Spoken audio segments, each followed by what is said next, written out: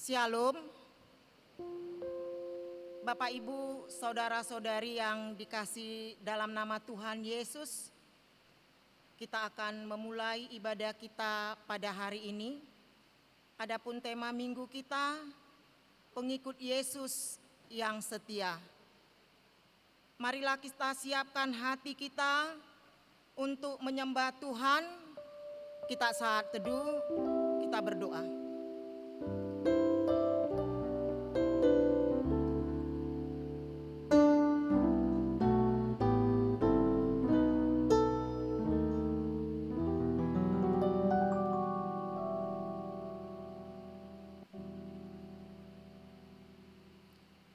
Amin. Kita puji Tuhan lewat lagu pujian kita.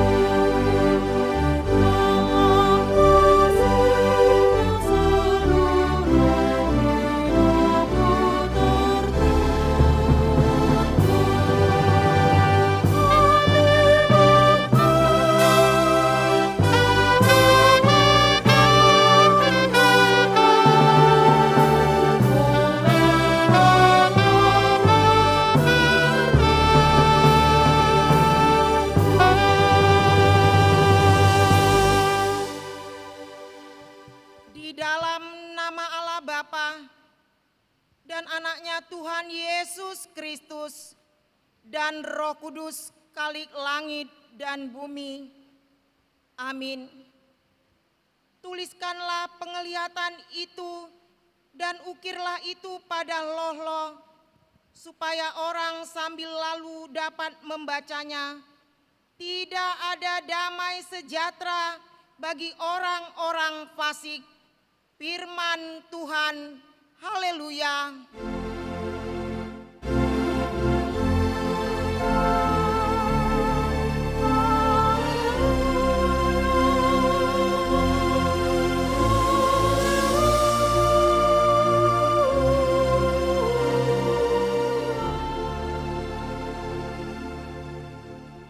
Kita berdoa.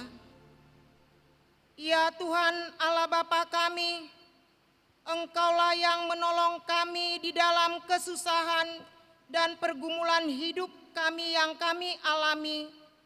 Bukalah hati kami agar kami dapat menyaksikan dan mensyukuri kasih setiamu dalam hidup kami, baik melalui perkataan maupun perbuatan kami.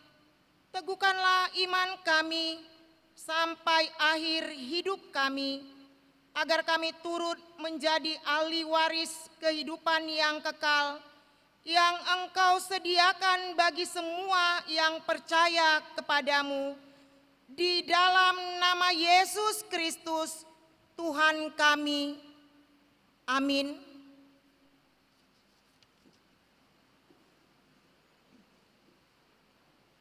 Kita puji Tuhan lewat lagu pujian kita.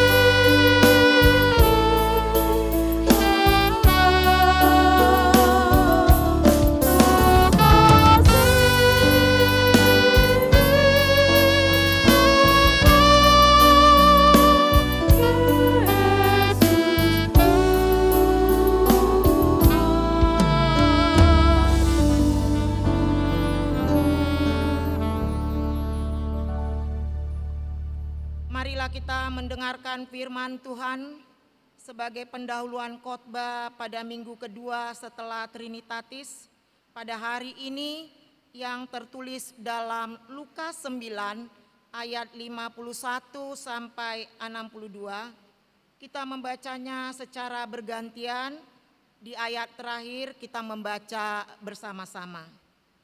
Yesus dan orang Samaria. Ketika hampir genap waktunya Yesus diangkat ke sorga, ia mengarahkan pandangannya untuk pergi ke Yerusalem. Dan ia mengirim beberapa utusan mendahului dia. Mereka itu pergi lalu masuk ke suatu desa orang Samaria untuk mempersiapkan segala sesuatu baginya. Tetapi orang-orang Samaria itu tidak mau menerima dia karena perjanjiannya untuk menuju Yerusalem. Ketika dua muridnya, yaitu Yakobus dan Yohanes, melihat hal itu, mereka berkata, "Tuhan, apakah Engkau mau supaya kami menyuruh api turun dari langit untuk membinasakan mereka?" Akan tetapi ia berpaling dan menegur mereka. Mereka pergi ke desa yang lain. Ketika Yesus dan murid-muridnya melanjutkan perjalanan, mereka berkata seorang di tengah jalan kepada Yesus, "Aku akan mengikut Engkau kemana saja Engkau pergi." Yesus berkata kepadanya, "Serigala mempunyai liang dan burung mempunyai sarang, tetapi Anak Manusia tidak mempunyai tempat untuk meletakkan kepalanya." Lalu ia berkata kepada seorang lain, "Ikutlah aku." Tetapi orang itu berkata, "Izinkanlah aku pergi dahulu menguburkan Bapakku." Tetapi Yesus berkata kepadanya, "Biarlah orang mati menguburkan orang mati, tetapi engkau pergilah dan beritakanlah kerajaan Allah di mana-mana." Dan seorang yang lain berkata, "Aku akan mengikut engkau, Tuhan, tetapi izinkanlah aku pamitan dahulu dengan keluargaku." Tetapi Yesus berkata, "Setiap orang yang siap untuk membajak, tetapi menoleh ke belakang, ia tidak layak untuk kerajaan Allah." Demikian firman Tuhan. Yang berbahagia ialah mereka yang mendengarkan firman Allah dan yang memeliharanya. Amin. Kita puji Tuhan lewat lagu pujian kita.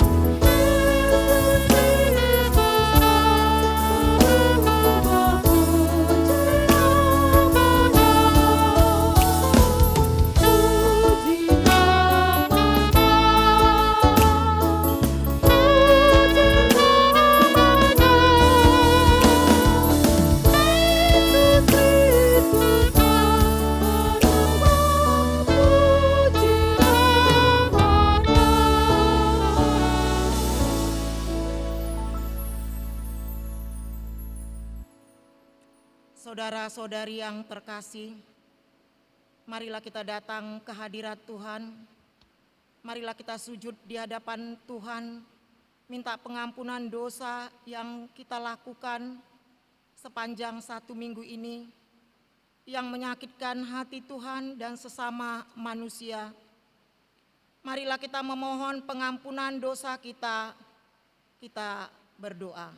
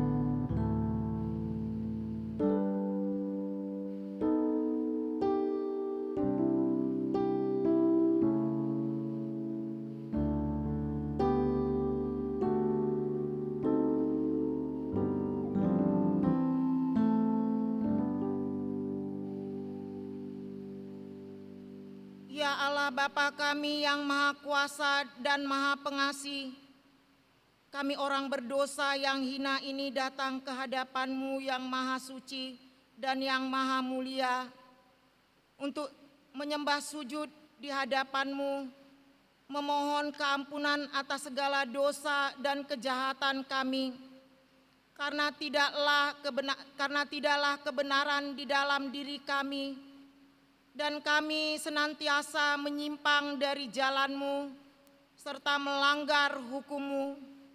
Kami tidak memuliakan nama-Mu dari segenap jiwa dan raga kami, dan saudara-saudara kami tidak kami kasihi seperti diri kami sendiri. Oleh karena itu, wajarlah kami kena murka-Mu dan hukuman-Mu selama-lamanya. Tetapi sekarang kami datang dengan segala kerendahan hati kami, memohon pengampunan dan belas kasihan-Mu. Tolong dan kasihanilah kami, ampunilah segala dosa kami, dan berilah kami kekuatan untuk melawan segala kejahatan, agar kami senantiasa hidup di bawah naungan kasih Yesus Kristus, Tuhan kami. Amin. Janji Tuhan tentang pengampunan dosa. Hanya sesaat lamanya aku meninggalkan Engkau, tetapi karena kasih sayang yang besar, aku akan mengambil Engkau kembali. Dalam murka yang meluap, aku telah menyembunyikan wajahku terhadap Engkau sesaat lamanya. Tetapi dalam kasih setia abadi, aku telah mengasihi Engkau, firman Tuhan penebus-Mu. Segala kemuliaan bagi Allah di tempat yang maha tinggi. Amin. Kita puji Tuhan lewat lagu pujian kita.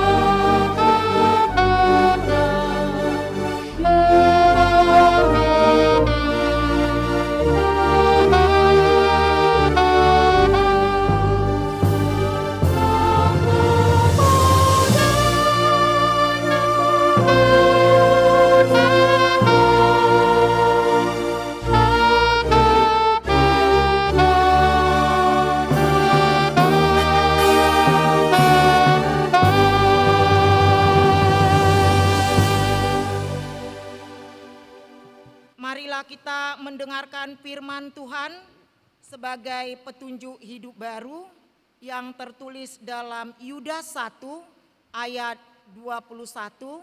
Demikian firman Tuhan.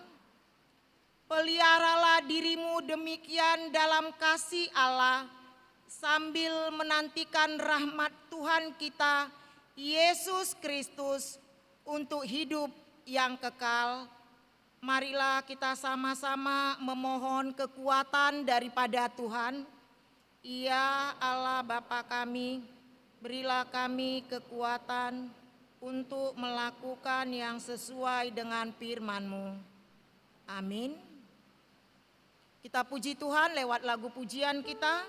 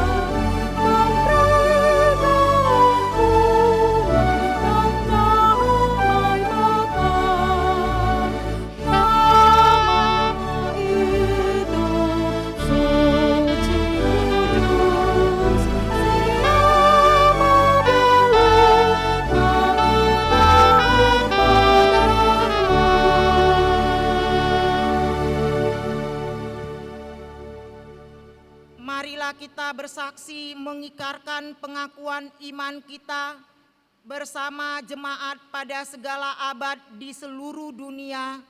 Marilah kita ucapkan bersama-sama. Aku percaya kepada Allah, Bapa yang Maha Kuasa, Khalik langit dan bumi. Aku percaya kepada Yesus Kristus, Anaknya yang tunggal Tuhan kita, yang dikandung daripada Roh Kudus, lahir dari anak darah Maria, yang menderita di bawah pemerintahan Pontius Pilatus, disalibkan, mati dan dikuburkan, turun ke dalam kerajaan maut, pada hari yang ketiga bangkit pula dari antara orang mati, naik ke sorga, duduk di sebelah kanan Allah Bapa yang Maha Kuasa, dan akan datang dari sana untuk menghakimi orang yang hidup dan yang mati. Aku percaya kepada Roh Kudus, gereja yang kudus dan am, persekutuan orang kudus, pengampunan dosa, kebangkitan daging, dan hidup yang kekal. Amin. Untuk menyambut firman Allah, mari kita puji Tuhan lewat lagu pujian kita.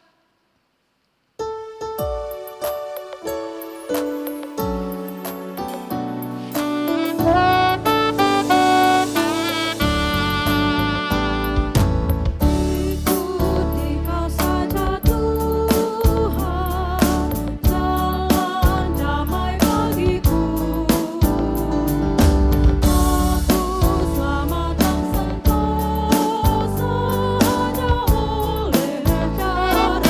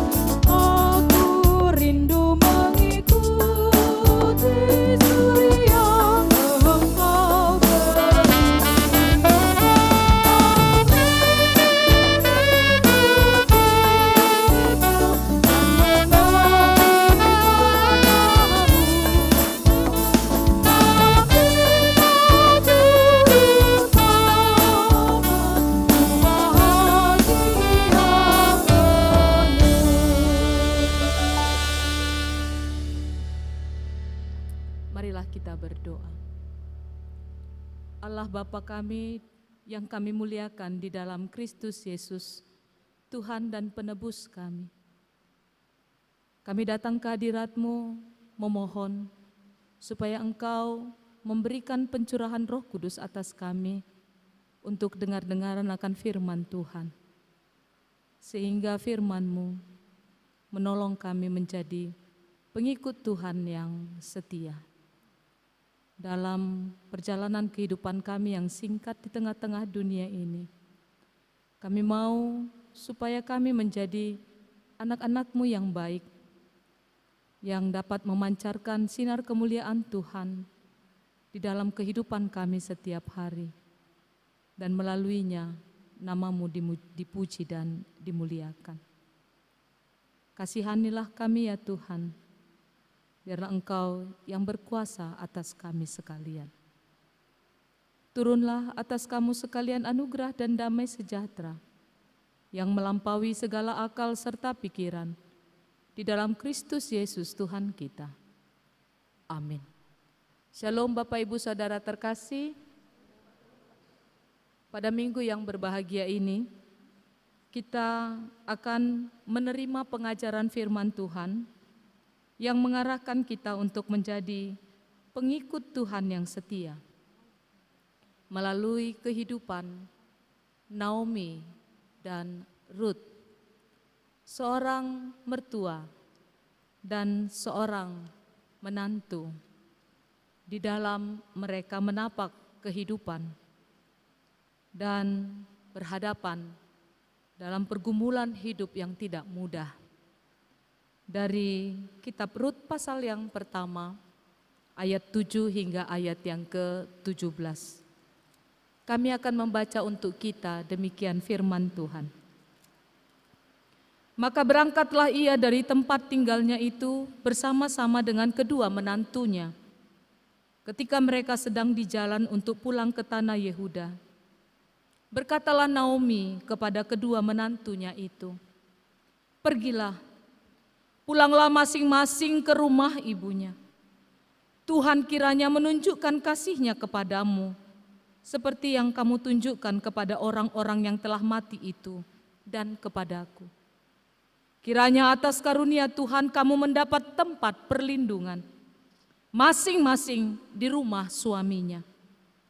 Lalu diciumnyalah mereka, tetapi mereka menangis dengan suara keras dan berkata kepadanya, "Tidak, kami ikut dengan engkau pulang kepada bangsamu." Tetapi Naomi berkata, "Pulanglah anak-anakku, mengapakah kamu turut dengan aku? Bukankah tidak akan ada lagi anak laki-laki yang kulahirkan untuk dijadikan suamimu nanti? Pulanglah anak-anakku, pergilah, sebab sudah terlalu tua aku untuk bersuami. Seandainya pikirku ada harapan bagiku dan sekalipun malam ini aku bersuami, bahkan sekalipun aku masih melahirkan anak laki-laki, masakan kamu menanti sampai mereka dewasa? Masakan karena itu kamu harus menahan diri dan tidak bersuami? Janganlah kiranya demikian anak-anakku.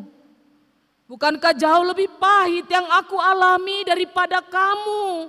Sebab tangan Tuhan teracung terhadap aku." Menangis pula mereka dengan suara keras. Lalu Orpa mencium mertuanya itu minta diri. Tetapi Rut tetap berpaut padanya.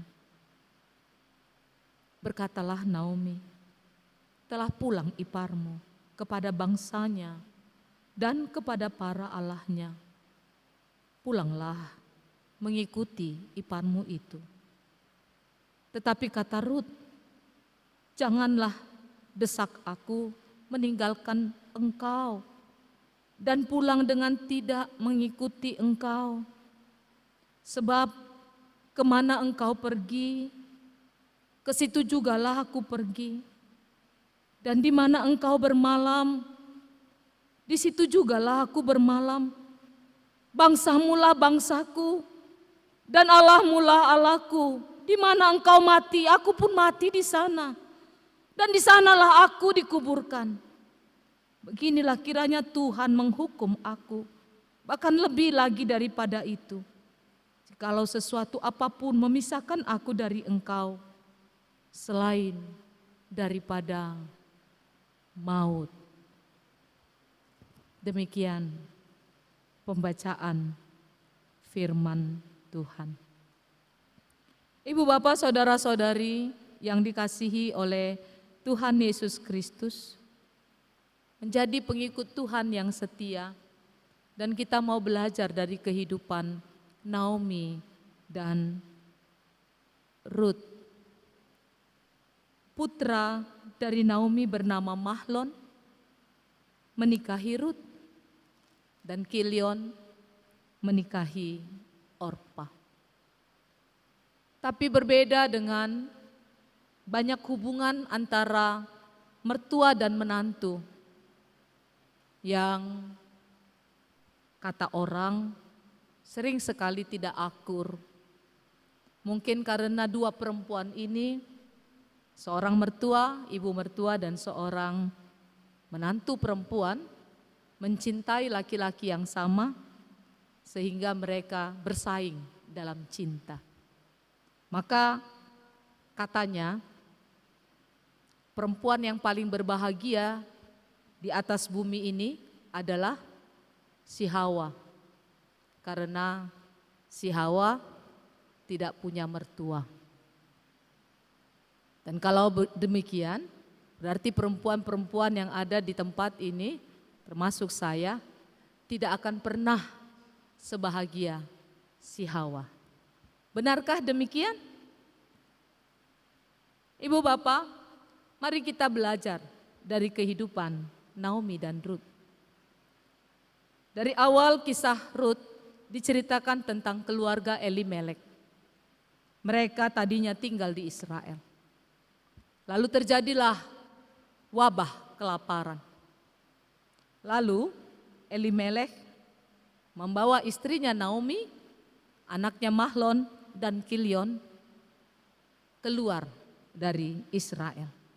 Berusaha menyelamatkan diri dari wabah kelaparan yang melanda Israel. Ibu bapak saudara, keluar dari masalah, berjuang untuk hidup, itu adalah satu keputusan yang baik. Satu tindakan yang tepat. Masalahnya, banyak orang menghalalkan segala cara untuk bisa keluar dari masalah hidupnya. Sama seperti si Elimelek ini. Jelas-jelas dia tahu. Firman Tuhan mengatakan bahwa orang Israel itu selama-lamanya, menurut Ulangan pasal 23 ayat 3, tidak boleh bergaul dengan bangsa Moab. Tapi apa yang terjadi? Elimelek berusaha keluar dari penderitaan hidupnya. Tidak menaati firman Tuhan. Tidak bersesuaian dengan apa yang diperintahkan oleh Tuhan. Tidak bersolider dengan penderitaan bangsa Israel dalam menanggungkan bersama-sama kesulitan itu. Elimelek mau keluar sendiri dari pergumulan hidupnya. Dan apa yang terjadi? Dia pergi ke Moab. Seolah-olah tidak ada lagi jalan keluar yang lain. Yang ada hanya Moab. Dan itu sungguh mendukakan hati Tuhan. Setiap solusi, setiap jalan keluar yang diputuskan di luar dari firman Tuhan, pasti akan mendapatkan jalan buntu, jalan kebinasaan. Ibu bapak saudara, ya secara finansial, secara kedagingan, makanan, minuman, Dan apa yang dibutuhkan oleh keluarga Elimelek mungkin mereka dapatkan. Tapi what next? Apa selanjutnya? Kita menerima kabar dari firman Tuhan bahwa setelah mereka tinggal di Israel, Elimelek meninggal dunia. Upah dosa adalah maut. Mereka pergi keluar dari Israel untuk mendapatkan kehidupan, tapi yang mereka peroleh adalah kematian. Kemudian menikahlah Mahlon dengan Kilion. Mahlon menikahi Rut, Kilion menikahi Orpa. Dua-duanya perempuan Moab, perempuan penyembah berhala. Dari mana si Mahlon dan si Kilion belajar tentang ketidaksetiaan? Dari mana karakter tidak solider, karakter melanggar perintah Tuhan diterima oleh Mahlon dan Kilion? Sudah pasti itu dari bapaknya. Like father, like son. Kata orang Batak, dang dau tubis sian bonana. Molo dau tubis sian bonana, dialang babiat. Karakter ketidaksetiaan itu diwariskan oleh Elimelek kepada anaknya Mahlon dan Kilion. Maka tak heran kalau kemudian Mahlon dan Kilion akhirnya menikahi perempuan-perempuan penyembah berhala. Itulah karakter yang dimiliki oleh Mahlon dan Kilion. 10 tahun mereka berumah tangga, tidak mempunyai keturunan. Setelah 10 tahun, Mahlon dan Kilion meninggal dunia. Apa yang ditinggalkan untuk Naomi? Hanya kematian. Hanya penderitaan. Itulah sebuah jawaban dari keluarga yang mengandalkan dirinya untuk mendapatkan jalan keluar. Tapi firman Tuhan juga mengatakan kepada kita bahwa kalau ada satu orang di tengah-tengah rumah tangga itu yang masih tetap setia kepada Tuhan Yesus Kristus, maka rumah tangga itu akan selamat. Elimelek sudah pasti bukan. Mahlon dan Kilion pun bukan. Bagaimana dengan Naomi? Dia adalah seorang ibu yang baik, yang tetap taat kepada Tuhan. Dia mengasihi keluarganya. Dia mengasihi menantunya, Rut dan Orpa. Maka hal pertama yang bisa kita pelajari dari firman Tuhan hari ini adalah yang pertama tentang pribadi Naomi, ibu mertua yang beriman, teladan kebaikan dan berpikir positif. Naomi itu seorang ibu janda. Dia hidup rukun dengan anak dan menantunya. Banyak kisah ketidakrukunan antara ibu mertua dan menantu. Coba kalau sekarang ini ibu mertua berteman di Facebook dengan menantunya. Periksanya lah postingan Facebook menantu. Hari ini ditengoknya, belanja, shopping dulu di mall. Bah, gudang do hepeng nih paru maikon. Dibukanya lagi, healing dengan teman. Bukanya lagi, makan enak dulu ya. Buka lagi, nongki dengan teman-teman SMA. Wah, naiklah darahnya mertuanya itu kan. Berdiri rambutnya, pantaslah habis uang anakku itu. Yang kayak gininya kelakuan paru mainku itu. Healing dia, nongki dia, shopping dia. Bah. Makanya saran, kalau ibu mertua add pertemanan di Facebook jangan dikonfirm ya.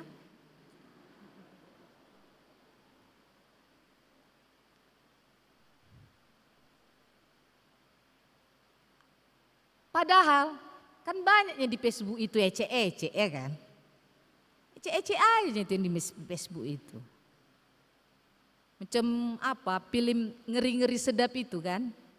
Lewat Pak Pendeta, datang Pak Domo, gandeng aku. Mak Domo pun digandengnya lah kan Pak Domo. Baru pas lewat Pak Pendeta itu dibilang lah, memang kalian ini keluarga panutan katanya kan. Aku pun semalam kusuruh anakku, kami lagi pesta, kusuruh anakku fotokan dulu bapak sama mama. Atarku gandeng lah pula suamiku ini kan. Suami siapa lagi gandeng? Kan suami awak lah ya kan, masa suami orang. Ku gandeng lah suamiku ini. Datang aku bilang, bikin tanganmu kayak gini sama aku. Dibikinnya. Agak mesra tong hamena dua. Datang anakku bilang, kayak Pak Domu itu kalian mak katanya. Kalian kan cuma 10 menitnya kalian berkawan. Sesudah itu recoknya kalian dua katanya. Kau foto lah. Betul lah kan? Ku posting lah foto kami ini. Mesra kan lah pula kami, datanglah kawan-kawan. Di komen lah, keluarga bahagia. Nice picture nang pendeta, mesra. Datang yang lain, so sweet. Awak pun senyum-senyum lah membaca komen status ini. Iya nang, thank you. Biasa aja.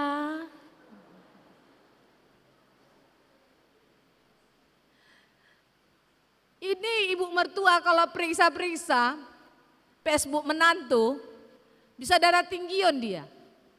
Nggak tahu dia bahwa banyak postingan di Facebook itu hanya dunia mayanya itu ya kan, dunia ecek-eceknya itu. Dunia nyatanya pakai dasternya awak tiap hari. Kapan sempat awak nongki-nongki? Belum sebentar nengok-nengok jam, aku jemput anakku dulu ya. Itunya mama-mama. Pulang kerja dia, kapan dia sempat shopping? Atau dijoloni mall itu ibana marputo. Cetek. Posting. Shopping-shopping. Padahal pergi ke sebelahnya mall itunya dia. Beli ikan dia di pajak sebelah. Tapi berbeda dengan Naomi. Naomi itu hidup rukun dengan anak dan menantunya. Suaminya sudah meninggal. Tapi selama 10 tahun dia hidup bersama dengan menantunya, tidak ada cerita recok. Tidak ada cerita ribut. Dia sungguh mengasihi menantunya. Dia enggak sok ngatur kehidupan keluarga anaknya. Meskipun anaknya itu tinggal di rumahnya. Katanya kalau tinggal di pondok mertua indah itu sangat menyengsarakan. Banyak keluarga muda tidak tahan tinggal di pondok mertua indah. Enggak tahan tinggal serumah dengan orang tuanya. Tapi Ruth dan Naomi juga adalah menantu yang baik. Mereka pun sungguh mengasihi Naomi. Lalu kemudian Mahlon dan Kilion meninggal. Apakah Naomi menyalahkan menantunya? Dan menjadikan menantunya sebagai sasaran kemarahan? Naomi tidak bersungut. Dia tidak bilang kenapa suaminya mati, kenapa anak-anaknya mati. Apakah perempuan-perempuan ini pembawa sial? Apakah menantu-menantuku ini pembawa sial ini di tengah-tengah keluarga kami? Makanya anakku Mahlon dan Kilion masih muda harus mati. Dia tidak menyalahkan Ruth dan Naomi. Dia paham Tuhanlah yang berotoritas atas kehidupan dan kematian. Karena itu Naomi berpikir baik dan positif kepada menantunya. Pulanglah. Dia menyuruh menantunya untuk kawin lagi. Melanjutkan kehidupan, menggapai kebahagiaannya. Kekuatan cinta dan kasih sayang seorang menantu itu teruji di saat sulit. Pun demikian seorang menantu. Ruth dan Orpa semula tidak mau pulang. Mereka menolak pulang. Mereka tidak mau. Mereka mau turut menderita bersama dengan mertuanya. Dan mereka berharap meskipun mereka susah menderita, mengalami duka cita yang berat karena kehilangan pria-pria yang mereka cintai, tapi mereka mau menghadapinya bersama-sama. Naomi bilang, sesuai dengan hukum Levirat, aku tidak mungkin melahirkan lagi seorang anak laki-laki untuk kau jadikan suami bagimu. Aku sudah terlalu tua. Dan seandainya pun aku menikah, masa aku biarkan juga kau menderita menunggu anak itu menjadi dewasa. Itu perkataan Naomi. Maka Naomi meminta menantunya pulang, bukan karena dia membenci menantunya. Tetapi karena dia berharap menantunya ini akan dapat melanjutkan kehidupan, mempunyai suami dan berbahagia. Yang kedua kita belajar dari Orpa. Bagaimana Orpa? Dia bertindak dengan logika. Dia lihat cinta kasih Naomi. Dia bersedia tidak menambah kesedihan dan beban bagi Naomi. Karena itu dia bertindak untuk pergi dari sisi Naomi.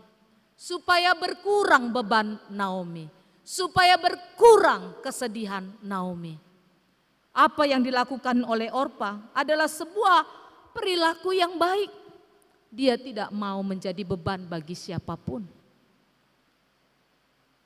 Tapi cara berpikir Orpa adalah, saya tidak mau menjadi beban. Tapi saya juga tidak mau menjadi berkat bagi mertuaku.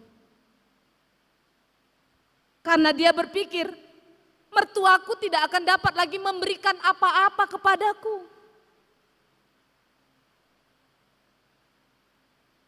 Ini jenis manusia yang hanya memikirkan apa yang bisa ku ambil darimu. Apa yang bisa ku terima darimu. Apa manfaatmu untukku?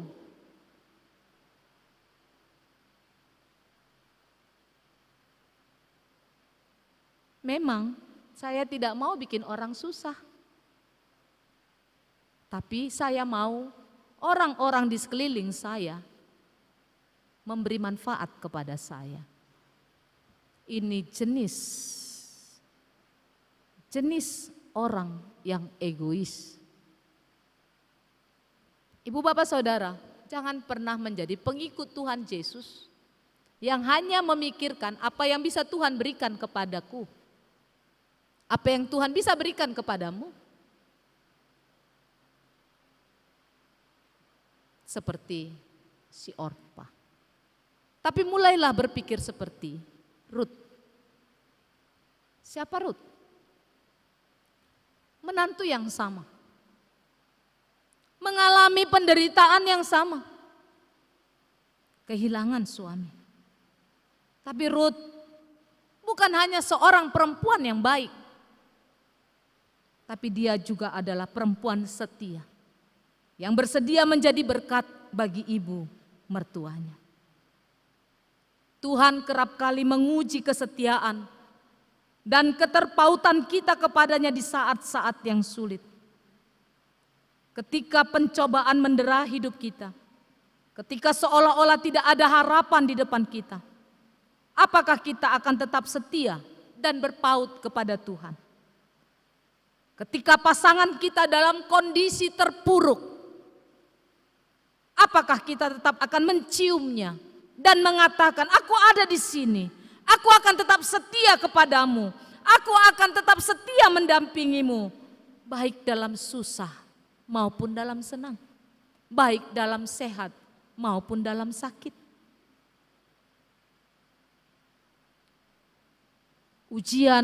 Ujian kesetiaan banyak sekali terjadi melalui perkara-perkara hidup.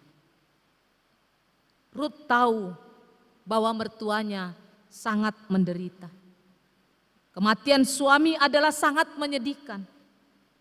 Rut sudah mengalami kematian suami. Tetapi mengalami kematian anak itu pastilah penderitaan yang tak tertahankan. Ada beberapa orang tua di sini. Andai disuruh milih, kau mati duluan atau anakmu, pasti kau akan memilih, au maparjolo Tuhan unang anaki.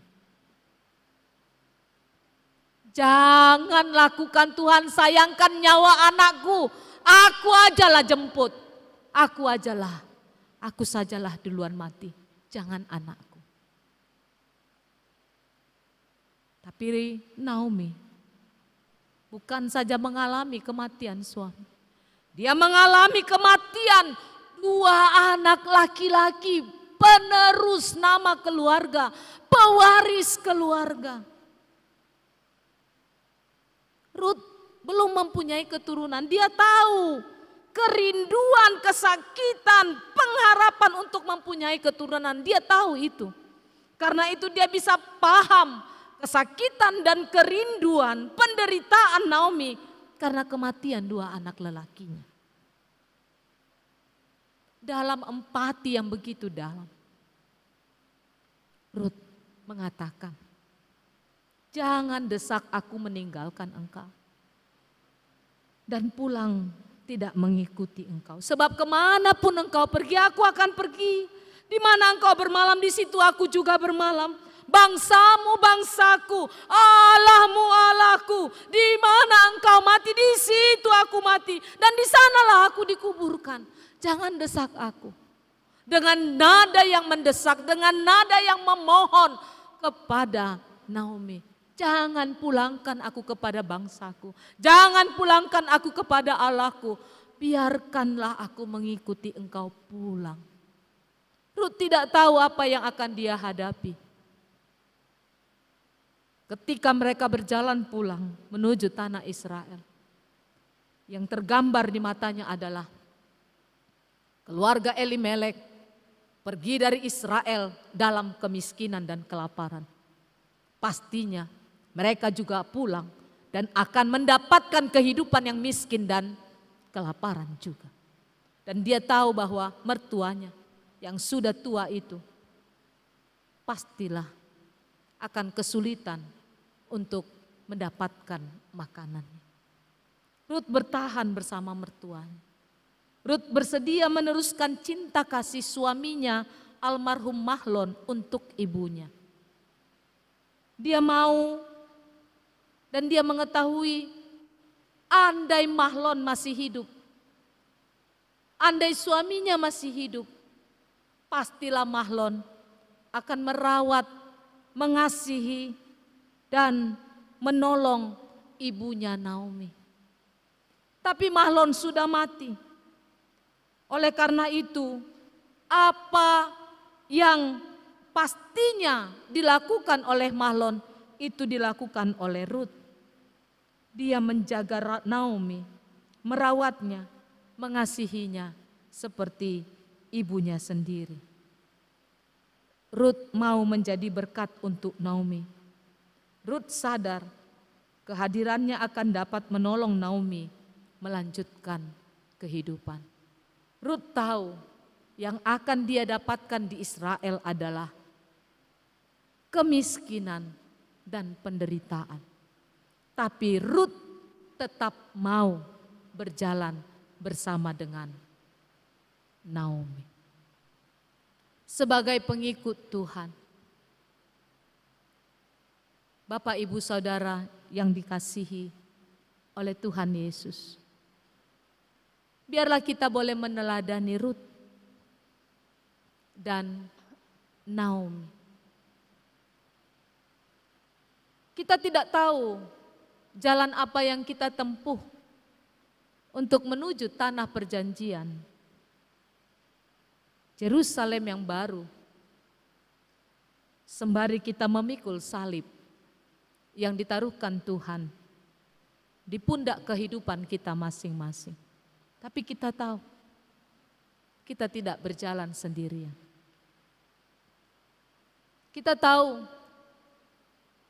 bahwa tangan Tuhan akan menolong dan menuntun kita supaya kita boleh tiba dengan selamat di rumah Bapa yang kekal. Karena itu belajar dari Rut dan Naomi yang bergandengan tangan menuju tanah perjanjian itu, menghadang segala penderitaan dan bersama-sama berjuang untuk menggapai kehidupan. Demikianlah kiranya anak-anak Tuhan menghadang kehidupan ini dan berjalan, berjuang untuk mendapatkan dan beroleh kehidupan yang kekal di surga yang baka. Kalau kita melihat apa yang dialami oleh Orpa setelah dia memutuskan pergi, tidak ada. Nama Orpa setelah pergi dari kehidupan Naomi tidak ada untuk selama-lamanya. Tapi nama Rut ada sampai hari ini. Oleh karena dia adalah pribadi yang baik dan setia kepada Tuhan. Bersedia memikul salib dan menjadi berkat di tengah-tengah dunia ini. Rut dalam pernikahannya dengan Boas melahirkan Obed. Obed memiliki anak bernama Isai. Dan Isai adalah ayah dari Raja Daud. Dan Raja Daud menjadi nenek moyang Tuhan kita Yesus Kristus. Iman Rut mematahkan kutuk. Naomi berkata, saya adalah Mara. Mara artinya kepahitan. Tapi kemudian oleh karena iman Rut yang menopang Naomi kembali ke tanah perjanjian itu, iman Rut mematahkan kutuk. Rut yang sudah percaya kepada Allah Israel, Allah yang disembah oleh Naomi, mematahkan kutuk yang dialami Naomi. Pahit berubah menjadi manis. Kematian berubah menjadi kehidupan. Duka cita menjadi sukacita. Dan kehidupan yang indah dimiliki oleh anak-anak Tuhan di dalam penyertaannya oleh karena kita menjadi pengikut Tuhan yang setia. Selamat menjadi pengikut Tuhan yang setia. belajarlah kepada Naomi dan Ruth. Tidak mudah, tapi dengan pertolongan Roh Kudus kita bisa. Amin. Tuhan Bapa di surga, terima kasih untuk firman Tuhan yang kami boleh terima melalui kisah Naomi dan Ruth. Dua perempuan yang mengajarkan kepada kami keindahan cinta kasih dan kesetiaan. Dan buahnya Engkau berikan kepada setiap yang setia mengikut Engkau. Buah-buah kehidupan mengganti pahit menjadi manis, duka menjadi suka, kematian menjadi kehidupan. Engkau memanggil kami untuk menjadi pengikut-Mu yang setia. Tolonglah kami, ya Tuhan. Hanya dengan kuat kuasa Roh Kudus kami dapat melakukannya. Kami tidak mampu melakukannya kalau bukan karena pertolongan-Mu. Karena itu anugerahkanlah kami pertolongan yang dari sorga untuk kami boleh menjadi pengikut-Mu yang setia di jalan-jalan hidup kami yang seringkali berliku, penuh onak duri, dan jalani tebing-tebing yang curam. Tolonglah kami Tuhan, berjalan menuju tanah perjanjian dalam iman percaya dan sikap hidup yang setia kepada Tuhan. Di dalam nama Tuhan Yesus Kristus kami berdoa. Amin.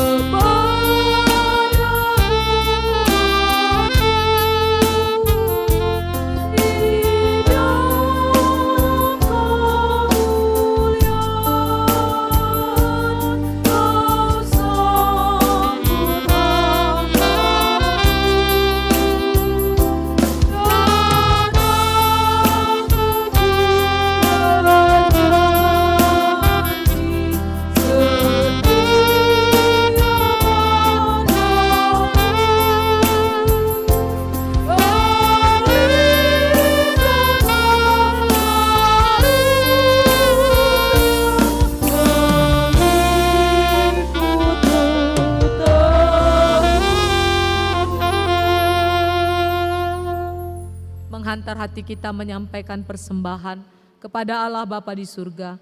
Mazmur 119 ayat 108. Kiranya persembahan sukarela yang berupa puji-pujian berkenan kepadamu ya Tuhan. Dan ajarkanlah hukum-hukum-Mu kepadaku. Amin. Kita sampaikan persembahan kita yang terbaik untuk Tuhan.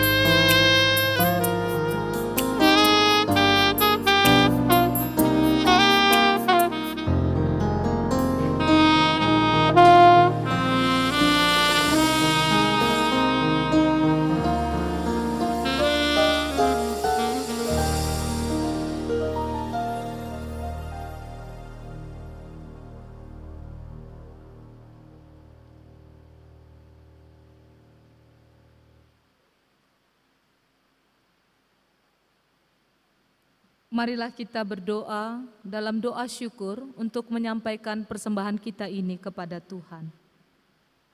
Ya Allah Bapa kami yang di sorga, kami mengaku dengan setulus hati, Engkaulah sumber segala berkat dan karunia.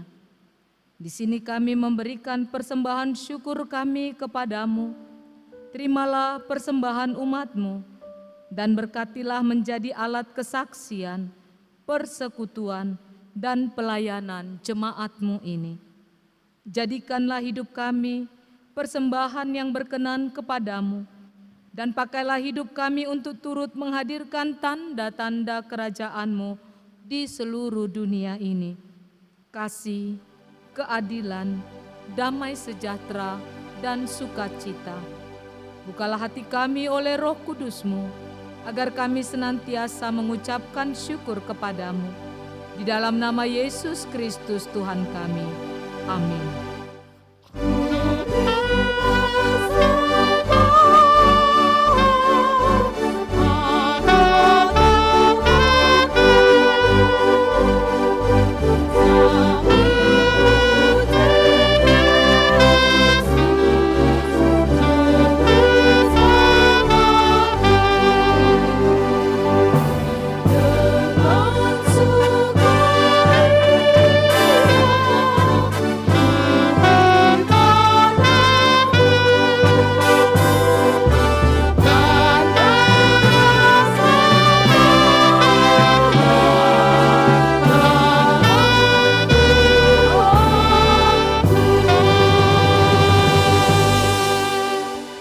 Bapa kami yang di sorga, dikuduskanlah namamu, datanglah kerajaan-Mu, jadilah kehendak-Mu di bumi seperti di sorga.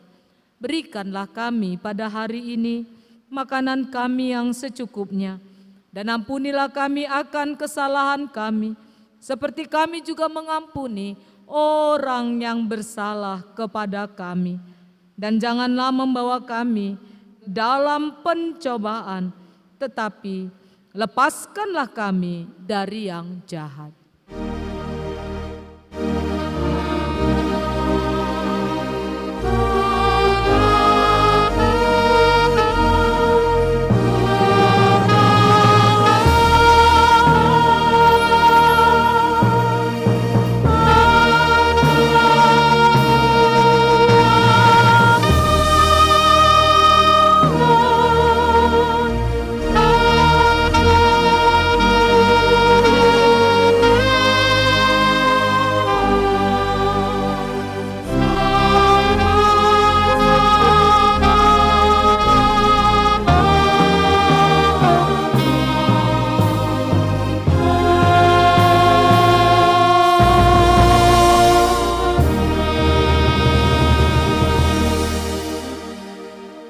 Pulanglah dalam damai sejahtera dan terimalah berkat Tuhan.